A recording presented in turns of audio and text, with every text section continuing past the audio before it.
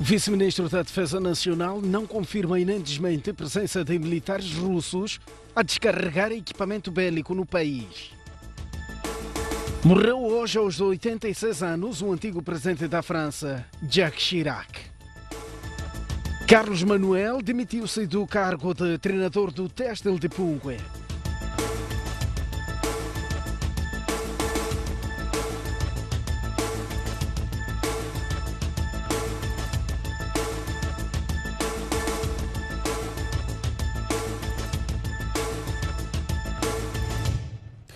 Muito boa noite, este é o jornal. O vice-ministro da Defesa Nacional reconhece que o exército moçambicano precisa de equipamento. Entretanto, Patrício José não confirma nem desmente a suposta presença de militares russos a descarregar material bélico, conforme as imagens que circulam desde a manhã de hoje.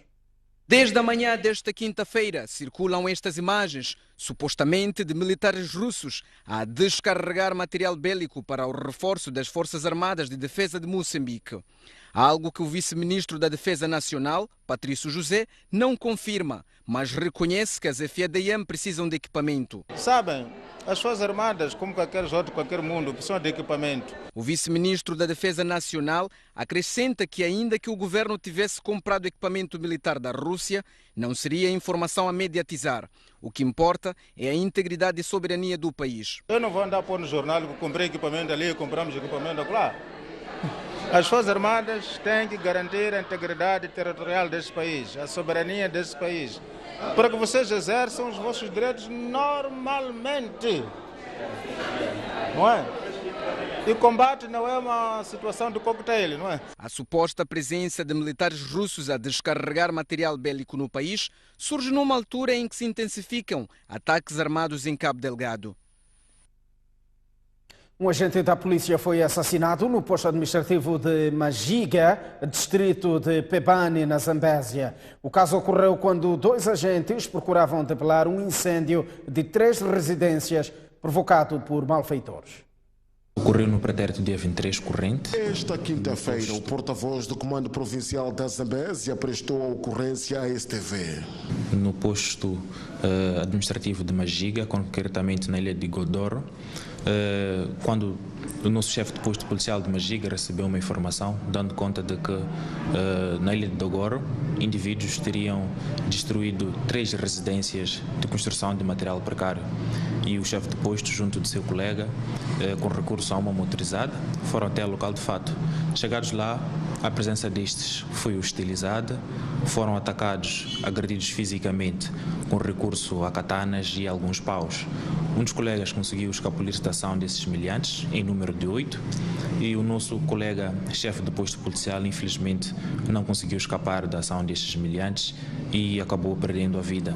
Perdeu a vida enquanto tentava lutar pela sua vida, face à redundância, e antes do último sopro de vida do nosso colega, efetuou alguns disparos na tentativa de persuadir que os miliantes parassem com aquela ação, mas infelizmente não foi suficiente.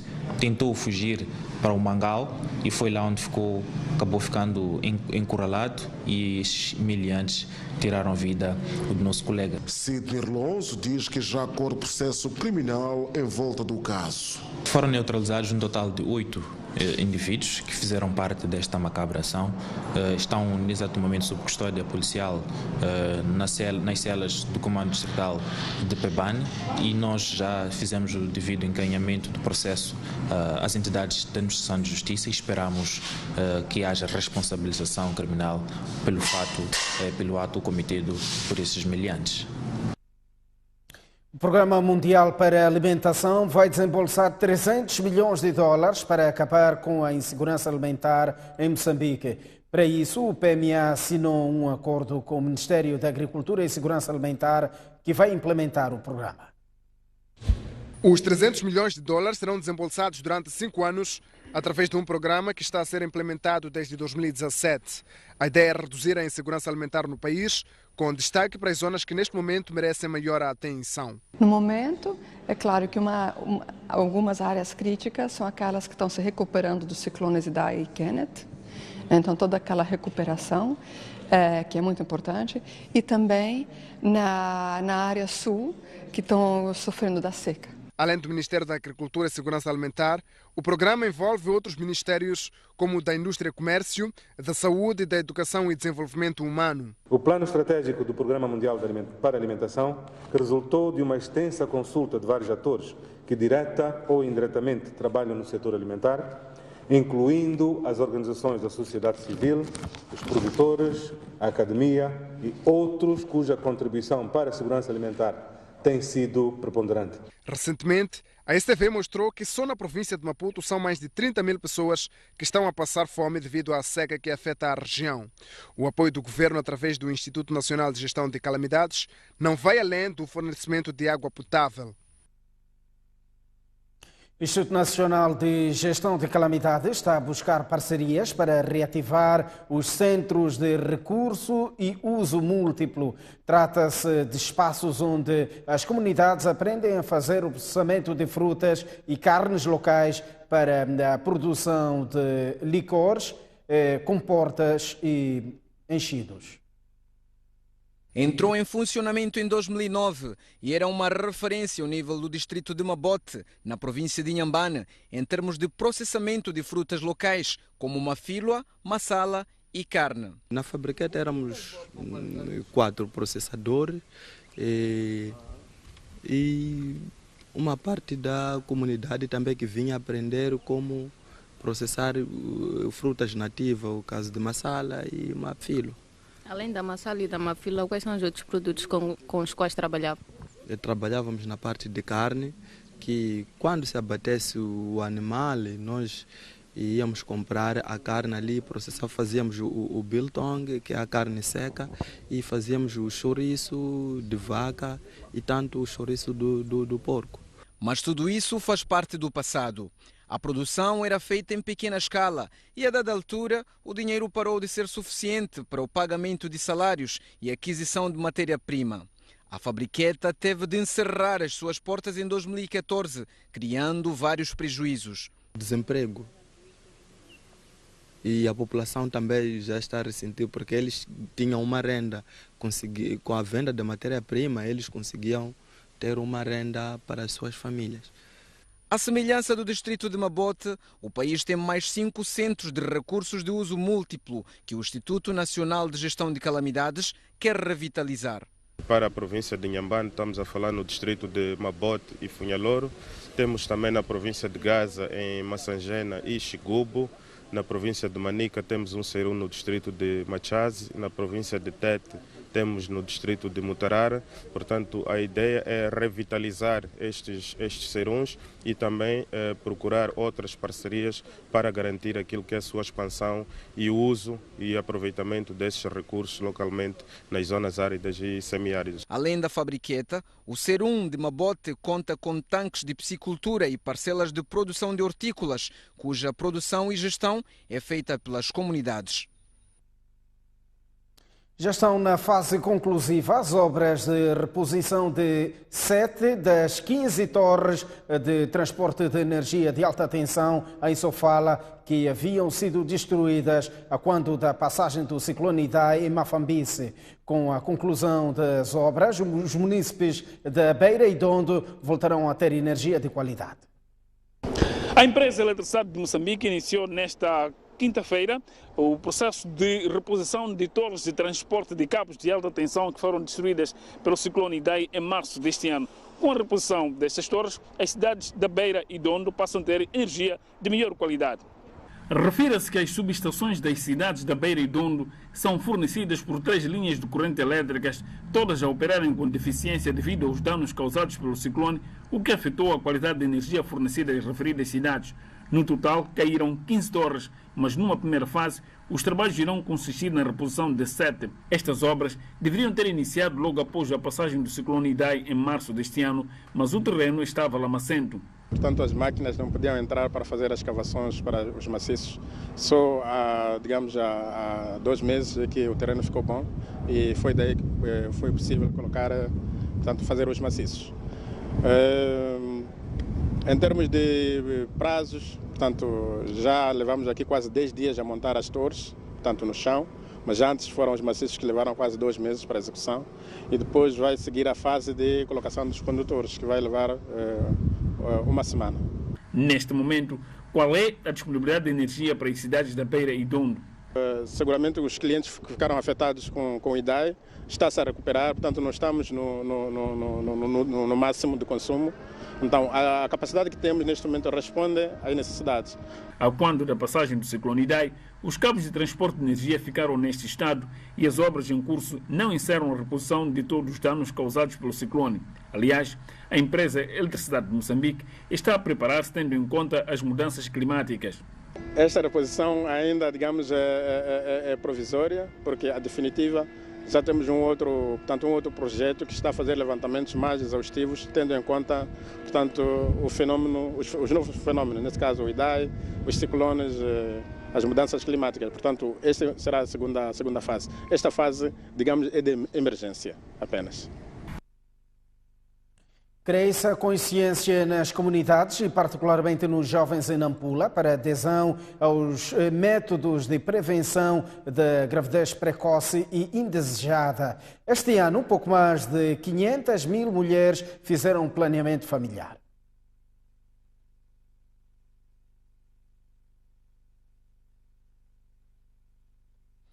Recuperação desta... Celebrou o Dia Mundial de Contracepção, um evento que juntou diferentes organizações que trabalham na área em coordenação com a Direção Provincial da Saúde. No presente ano, estima-se que mais de 500.000 mulheres tenham feito planeamento familiar.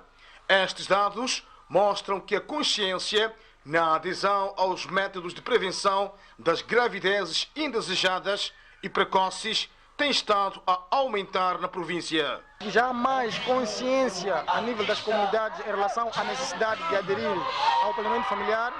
Há mais consciência dos jovens também em aderir ao planeamento familiar, em evitar aquilo que são as gravidezes precoces, em gravidezes indesejadas. É preciso fazer planeamento familiar, usar preservativo sempre, métodos que nós podemos usar como implante, o DUI. Fazendo planeamento familiar, nós podemos estudar e realizar os nossos sonhos. A representante da esposa do governador destacou a importância do planeamento familiar.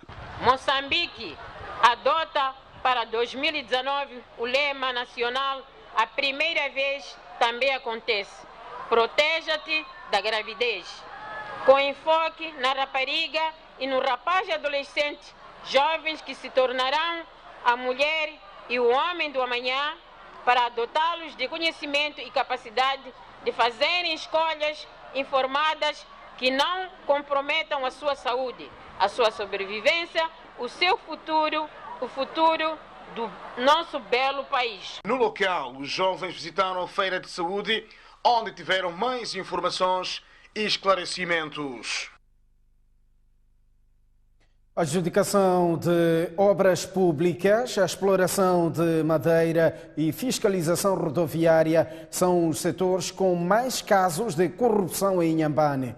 A constatação foi apresentada pelo setor privado naquela província, na esteira de um seminário de capacitação em matérias de prevenção da corrupção. O setor público é desde muito o maior cliente das empresas privadas em Inhambane, através da prestação de vários serviços. Entretanto, o setor privado diz que o setor das obras públicas, exploração de madeira e fiscalização rodoviária são as áreas mais férteis para a corrupção. Nas OGEs, basicamente, sofrem deste problema. Portanto, os empreiteiros. Agora estava a citar o caso dos madeireiros. Sofrem muito deste problema. Para não falar de transportadores, que isso já tem barba branca. Se nós formos agora na estrada, vamos encontrar muitos carros sem licença e passam por diversos agentes da polícia de trânsito.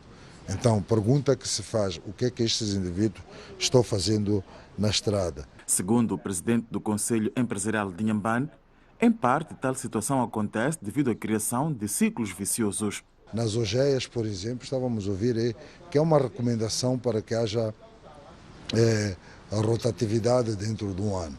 E nós hoje podemos ir em todas as instituições daqui da nossa província. Vamos encontrar que esta recomendação não foi cumprida. Indivíduos estão nas OGEs há mais de 10 anos. Eles já criaram os calos, criaram as bases e já conhecem as pessoas a quem eles contactar quando há qualquer concurso público. Esta quinta-feira, o Gabinete de Combate à Corrupção em Inhambane promoveu uma capacitação em matérias ligadas a este mal, até porque, segundo defende o diretor daquela instituição, não há corrupto sem corruptor. Já tivemos situações, sim, que envolvem membros do setor privado que até tiveram condenações em tribunal, portanto, ligados ao setor público e setor privado. Então, por isso que é importante esta formação a nível da nossa província, é importante que eles estejam municiados por ferramentas para que percebam o que é esse fenômeno de corrupção e como é que se pode combater, e como é que eles podem denunciar e como bem diagnosticar situações que preencham um crime de corrupção. Os intervenientes nesta capacitação defendem que, mais do que criar mecanismos de combate à corrupção, é preciso mudar o caráter dos diversos atores, seja no setor público ou privado. Oferecer gratificações, assim como também... Está ultrapassado o problema da greve na açucareira da Maragra, na província de Maputo, depois de os trabalhadores e o patronato chegarem a um acordo. A informação foi avançada hoje pelo Ministro da Indústria e Comércio, Rajendra de Sousa. Chegamos a um acordo.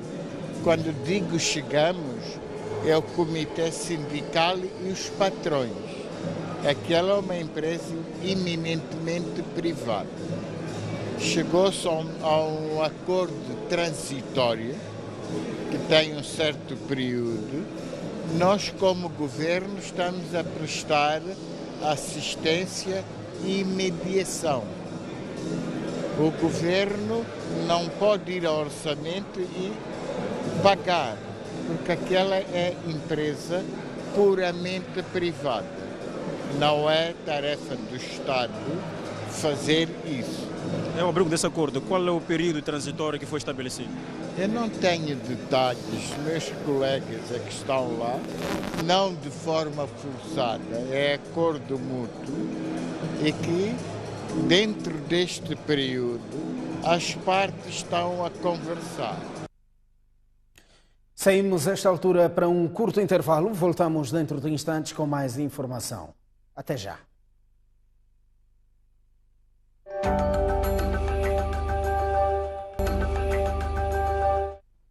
Segunda parte do jornal e com as incidências de mais um dia de campanha eleitoral.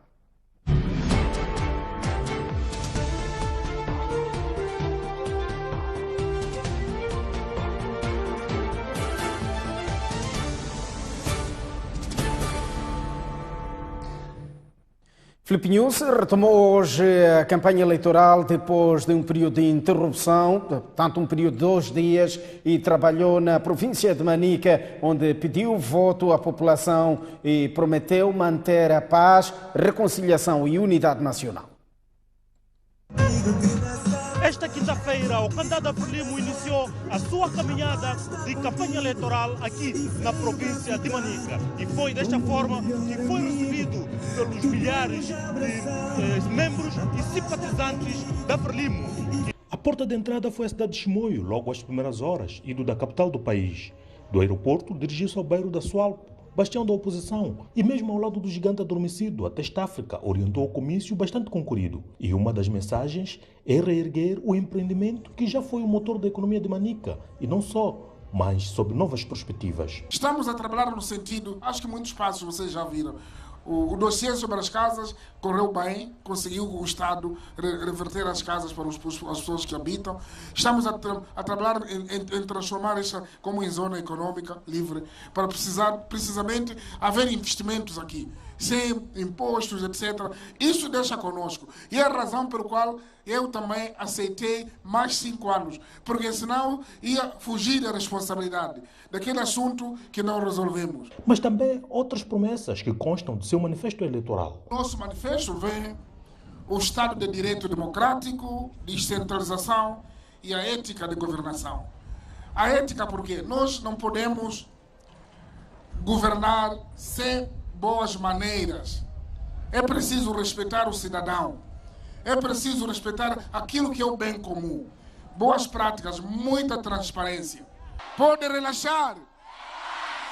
Pode relaxar. Aproveitou a ocasião para apresentar a cabeça de lista para a governadora de Manica. Já tem cara de governadora, não é? Já tem cara de governadora, não é? Presidente Wedenho Singapone! Frelimo Gaipone! Depois partiu para o distrito de Barue e o comício, que também foi concorrido, teve lugar na Vila Sede de Catandica.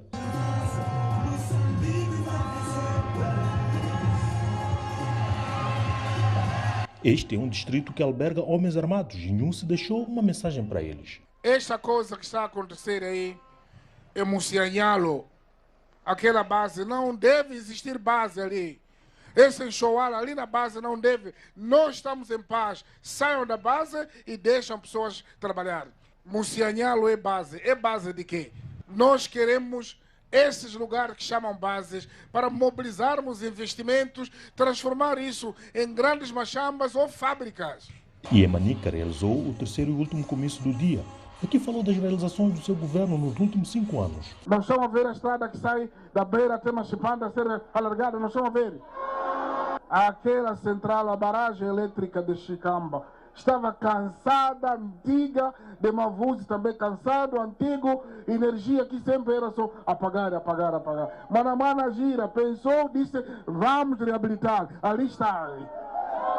E eu vi que os comboios que vão para Zimbábue caem muitas vezes e decidimos, vamos pôr nova linha. Já lançamos e as obras já começaram. Manamana não fica a pensar muito, faz só.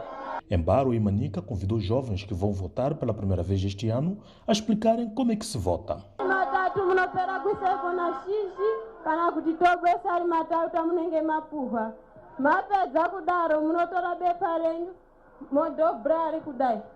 Não. Posso dar um beijinho, né? Merece dar lá. Não sei. Relaxa.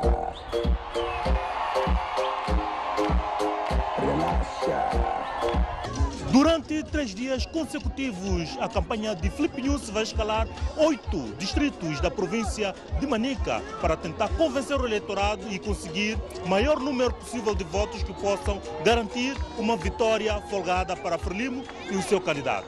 Francisco Mandato, Pedro Amba, Press TV. Militantes da Frelimo e Renamo apedrejaram-se hoje no distrito de Angônia, em Tete, durante a chegada do Suf Momad e obrigaram a polícia a atirar para o ar como forma de acalmar os ânimos. O candidato presidencial da Renamo trabalhou hoje em Angônia e Tsangano, prometendo investir na agricultura mecanizada.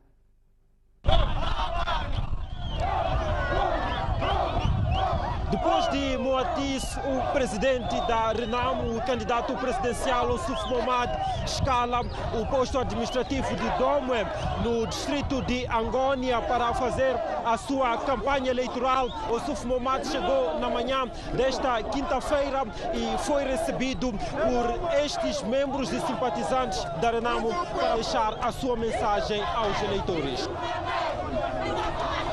Durante a entrada ao posto administrativo de Domwe, os simpatizantes da Frelimo e Renamo começaram a atirar-se pedras, o que obrigou a intervenção da Polícia da República de Moçambique.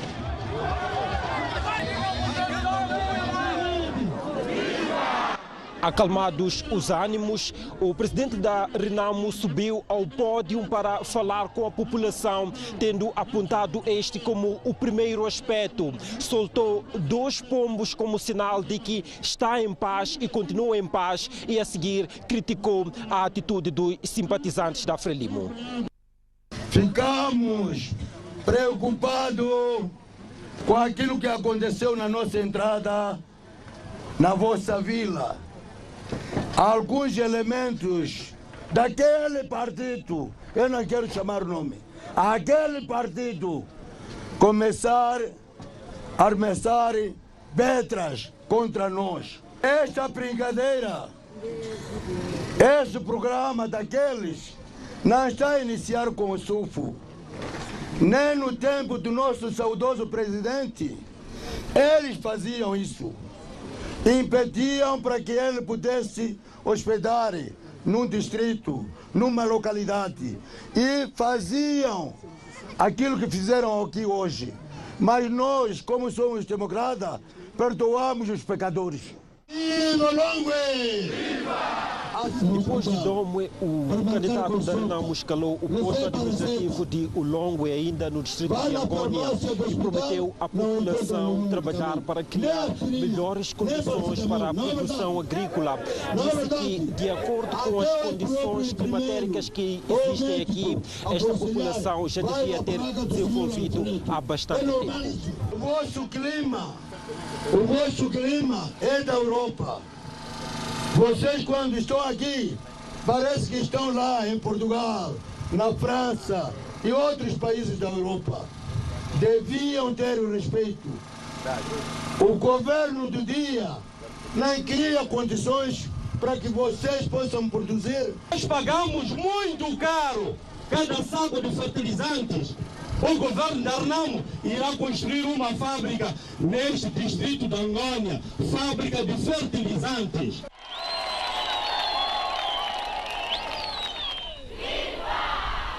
Depois de Angônia, o SUFMOMAD rumou para o distrito de Sangano, onde reuniu com a população numa das localidades aqui deste distrito e deixou a sua mensagem. Diz que vai também investir na agricultura, investir na educação, mas pede que a população esteja atenta para que não hajam situações de fraude eleitoral. Temos que combinar uma coisa: ninguém pode vir nas vossas casas a pedir o cartão de eleitor.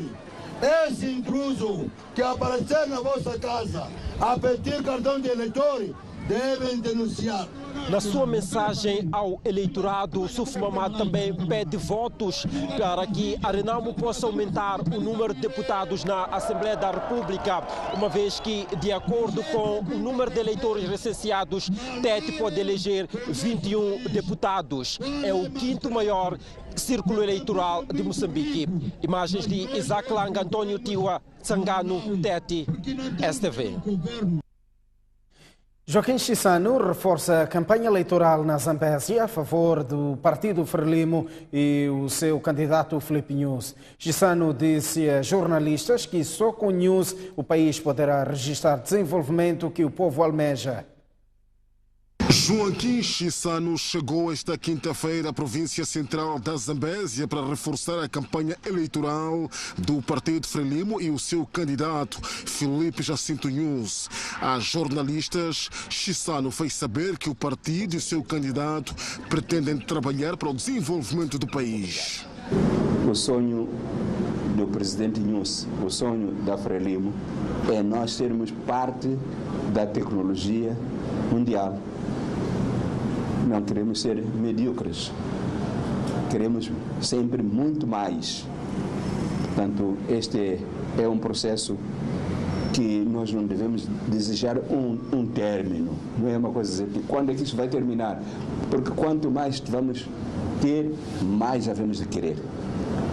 A Frelimo adquirir um crescimento das capacidades das nossas raparigas, das nossas mulheres, dos nossos rapazes, dos nossos homens. Depois da conferência de imprensa, Joaquim Chissano escalou o pavilhão de esporte em Climane Benfica, onde orientou reunião com quadros do partido e outros atores, com o objetivo de pedir voto para a Frelimo e o seu candidato. Votem no presidente Nyusi. Que a grande maioria vote no partido. Nós temos visto na televisão, todas as partes onde passa o presidente Nyusi, ou mesmo quando não está o presidente Nyusi, o vigor, a força da nossa juventude, a força da nossa mulher. Esta sexta-feira, Joaquim Chissano vai trabalhar no distrito de Namacurra com vários estratos sociais.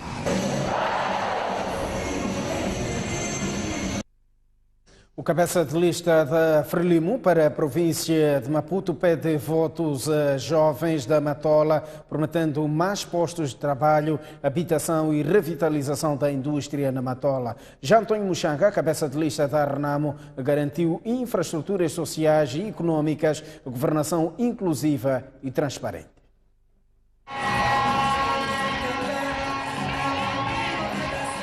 Ao 27º dia da campanha, Verônica Macamo, membro da Comissão Política da Frelimo e candidata a deputada da Assembleia da República pela província de Maputo, foi dar apoio ao seu partido neste encontro com os jovens da Matola.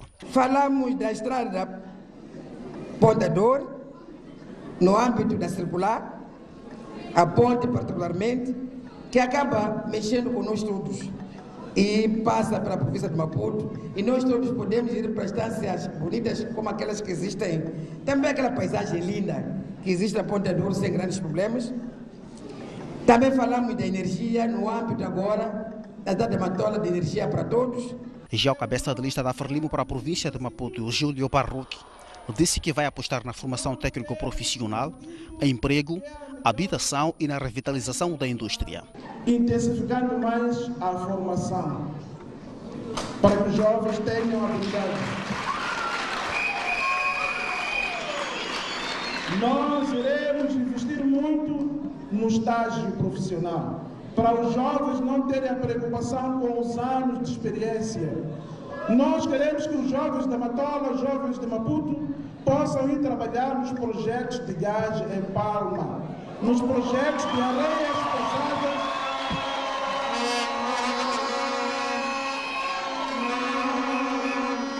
Os jovens da Matola têm capacidade, têm inteligência. E da província de Maputo têm que trabalhar nas areias pesadas em Gaza, no Carvão, em Tete. Liderada pelo seu cabeça de lista na província de Maputo, a Renamo também pediu voto nos bairros da Matola, onde deixou promessas de mais emprego para jovens, serviços sociais básicos e de uma governação transparente. Temos uma promessa para vocês: construir drenagem aqui no vosso bairro, reabilitar as indústrias que andam obsoletas na Matola, recusar pagar as dívidas ocultas. O que eles sabem fazer melhor é praticar mais corrupção, prejudicar os moçambicanos, roubar dinheiro que você desconta para o Instituto de Segurança Social e pagarem pensão de pobreza, o dinheiro dos nossos irmãos que moram na África do Sul, roubaram o dinheiro dos magermanos e criarem outros tantos escândalos financeiros, como é o caso das dívidas ocultas.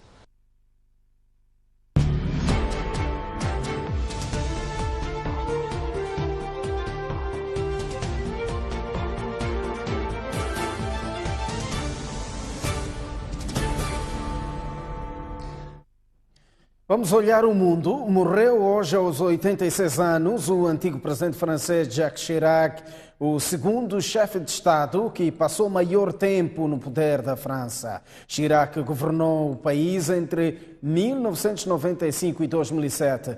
Durante a sua liderança, Chirac, natural de Paris, tentou elevar o estatuto da França como agente ativo na comunidade internacional. O antigo presidente francês também será lembrado pela sua forte oposição à invasão dos Estados Unidos no Iraque em 2013. Após sua saída da esfera política, Chirac sofreu de problemas neurológicos, tendo sido hospitalizado várias vezes. Chirac morreu esta manhã pacificamente, rodeado pela sua família, informou seu neto Frédéric Salat Barrot. O príncipe saudita reconhece que o assassinato do jornalista Jamal Khashoggi ocorreu sob sua tutela, mas nega ter ordenado o crime.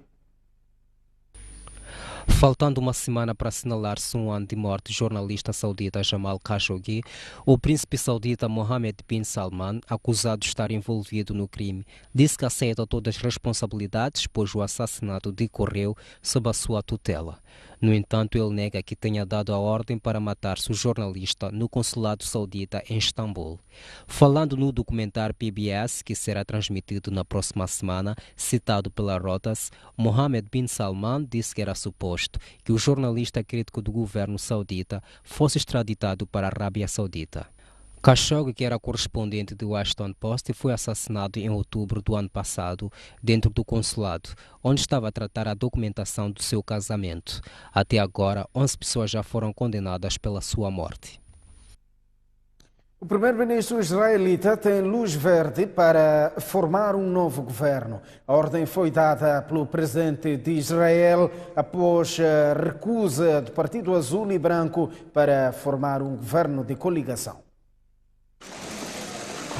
Benjamin Netanyahu vai novamente tentar formar um governo de coligação de Israel depois de ter falhado conquistar a maioria nas eleições legislativas de 17 de setembro. O escrutínio terminou num quase empate entre o partido Likud, do primeiro-ministro, e o partido Azul e Branco, do antigo general das Forças Armadas, Ben Gantz. Com 10 anos no poder, Netanyahu tem 6 semanas para negociar com os partidos pequenos, a fim de conseguir 61 assentos dos 120 existentes no parlamento. Ben Gantz, que tem 54 assentos parlamentares, negou formar o governo de coligação com Netanyahu depois de ter visto recusado a sua exigência de ocupar o cargo de primeiro-ministro. Caso Netanyahu volte a falhar a formação do governo, Israel poderá voltar às eleições legislativas pela terceira vez no mesmo ano. O primeiro-ministro britânico volta a insistir na saída do Reino Unido da União Europeia a 31 de outubro, com ou sem acordo, apesar de ele ter sido impedido de suspender o Parlamento. Boris Johnson, primeiro-ministro do Reino Unido, não recua da sua determinação em concretizar a saída do Reino Unido da União Europeia a 31 de outubro, mesmo sem acordo. Johnson voltou na quarta-feira dos Estados Unidos, onde participou da Cimeira da ONU, para Londres, depois do Tribunal Supremo ter chumbado a sua decisão de suspender o Parlamento britânico. Johnson reiterou a sua decisão de não pedir adiamento do Brexit e criticou a decisão do Tribunal Supremo.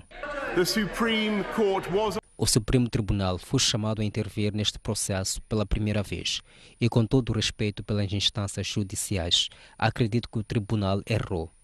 Pronunciou-se naquilo que era essencialmente uma questão política. Por sua vez, o principal líder da oposição, Jeremy Corbyn, interveio em defesa do Tribunal Supremo. Os juízes concluíram que não havia motivo, quanto mais um bom motivo, para o primeiro-ministro suspender o Parlamento. O primeiro-ministro devia ter um pingo de honra e pedir a sua demissão. Johnson também desafiou o líder dos trabalhistas a mover uma moção de censura contra ele, mas Corbyn prefere impedir todas as possibilidades de um Brexit sem acordo antes de avançar com as novas eleições. Estamos à porta de mais um intervalo, mas antes está tempo para as principais cidades moçambicanas. Maputo irá registrar uma máxima de 26 graus e uma mínima de 14, 23 graus de máxima para Xai-Xai e 14 de mínima. Inhambane, 24 graus de máxima e 15 de mínima. No centro do país, 31 graus de máxima para Tete e 20 de mínima, 23 de máxima para Chimoio e 11 de mínima, 26 graus de máxima na Beira e 15 de mínima, 26 também de máxima em Quilimane e 17 de mínima. No norte do país, Lixinga, 24 graus de máxima e 12 de mínima, 28 graus de máxima para Pemba e 21 de mínima, 27 graus de máxima em Nampula e 18 de mínima. Até já.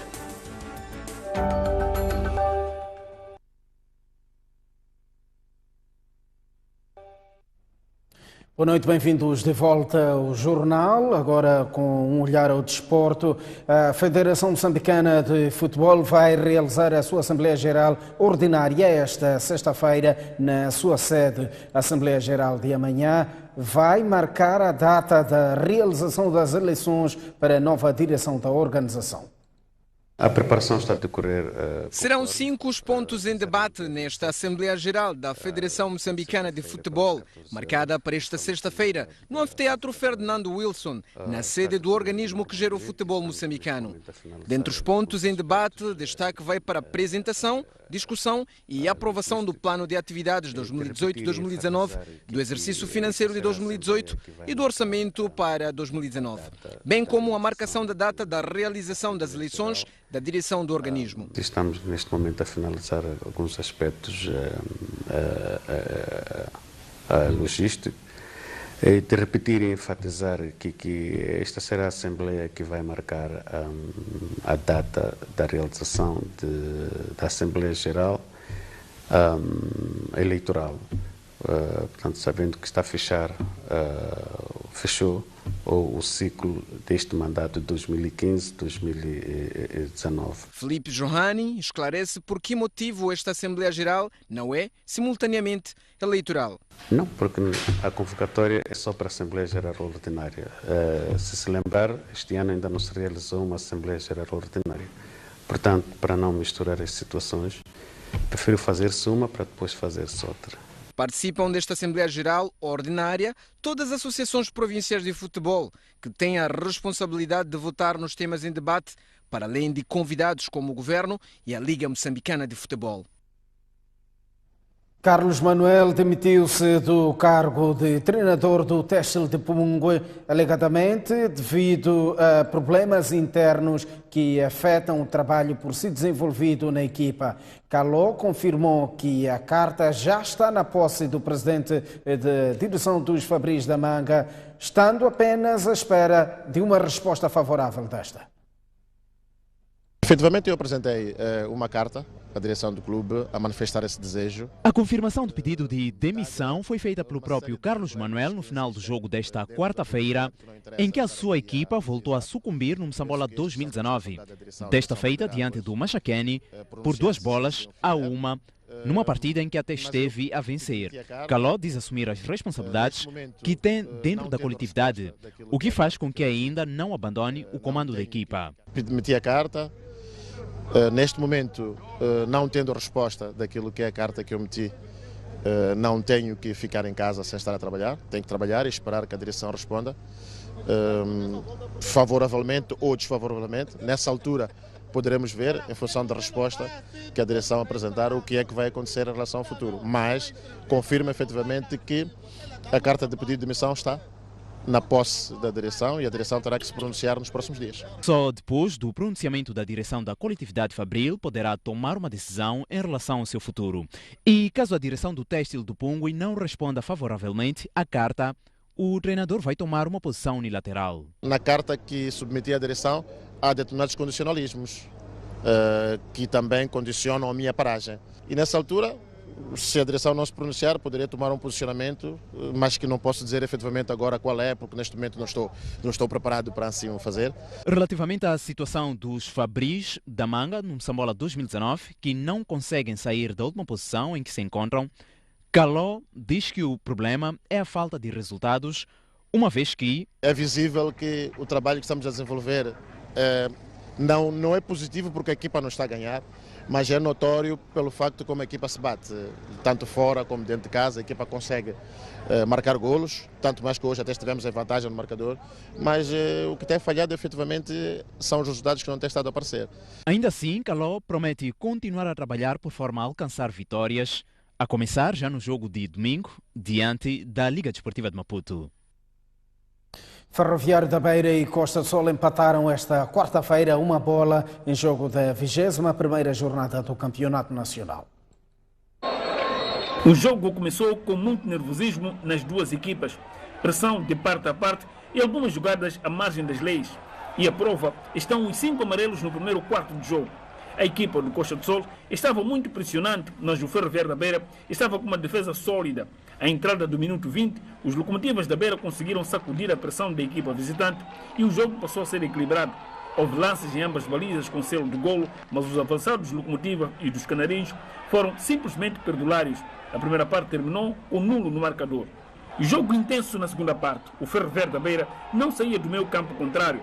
mas aos 70 minutos, quando menos se esperava, o Costa de Sol, por intermédio do Isaac, executou um chapéu monumental que passou por uma série de jogadores, incluindo o guarda-redes, e foi parar no fundo da baliza do Ferroviário da Beira, para a surpresa de todos que estavam a assistir o jogo. 1-0.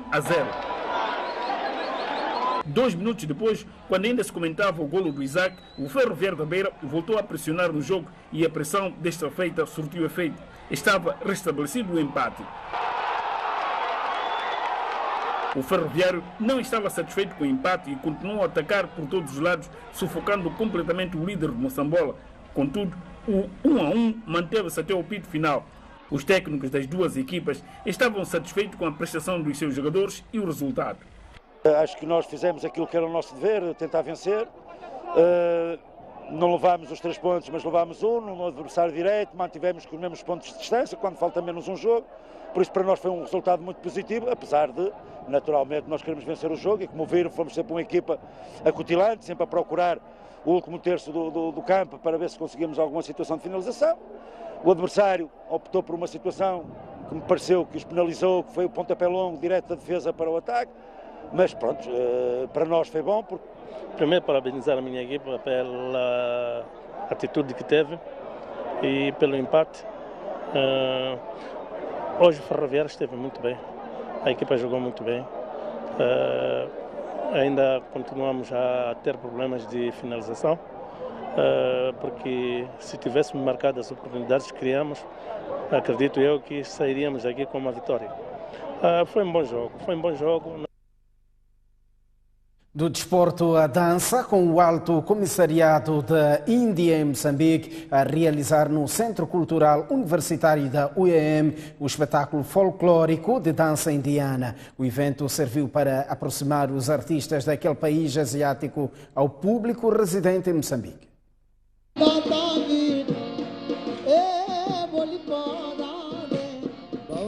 Promover artistas indianos em Moçambique.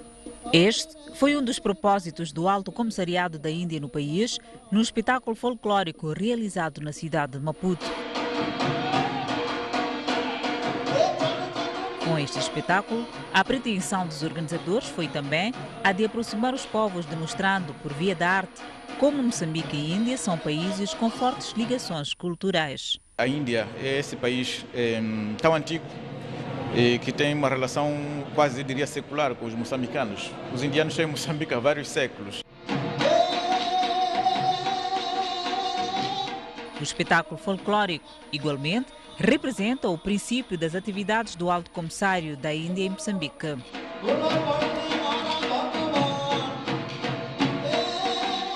Isso é uma celebração e também, para mim, um começo de trabalho aqui. Eu vou estar aqui como Alto Comissário por os próximos 3 anos. Então, não somente isso é o primeiro evento nos eventos que eu vou organizar nesta semana. A apresentação dos hábitos e costumes do povo indiano no Centro Cultural Universitário da UEM foi presenciado por vários espectadores. É o princípio de mais atividades marcadas para esta semana.